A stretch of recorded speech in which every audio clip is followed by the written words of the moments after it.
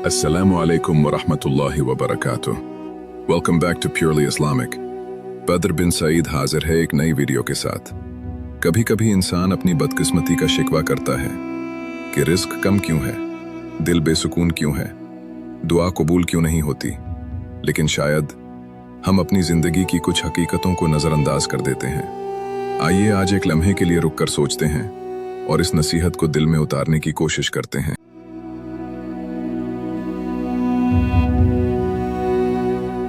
नबी करीम सल्लल्लाहु अलैहि वसल्लम ने इरशाद फरमाया, बदनसीब है वो शख्स जो माँ बाप की खिदमत का मौका पाए मगर उनकी दुआएं हासिल न करे और फिर लोगों से कहता फिरे मेरे लिए दुआ करना।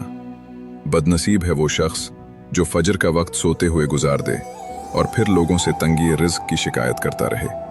बदनसीब है वो शख्स जो इशा की नमाज छोड़ दे और फिर दुआओं में पुरसुकून नींद मांगता रहे। और वाकई बदनसीब है वो शख्स जिसे रमज़ानुल मुबारक नसीब हो जाए मगर वो अपने रब को राज़ी न कर सके।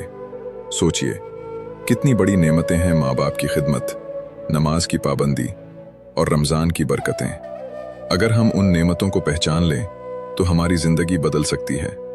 आज ही अपने दिल से अहद करें, माँ बाप की खिदमत करेंगे, नमाज की पाबंदी करेंगे और रमज़ान को ज़ाया नहीं होने देंगे, क्योंकि असल कामयाबी अल्लाह को राज़ी करने में है।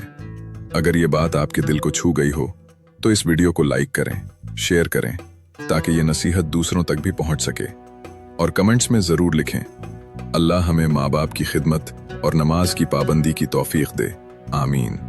और अगर आप ऐसी ही दिल को झंझोड़ देने वाली नसीहतें सुनना चाहते हैं तो हमारे चैनल को सब्सक्राइब करना मत भूलें। अल्लाह हमें अमल की तौफीक अता फरमाए, आमीन।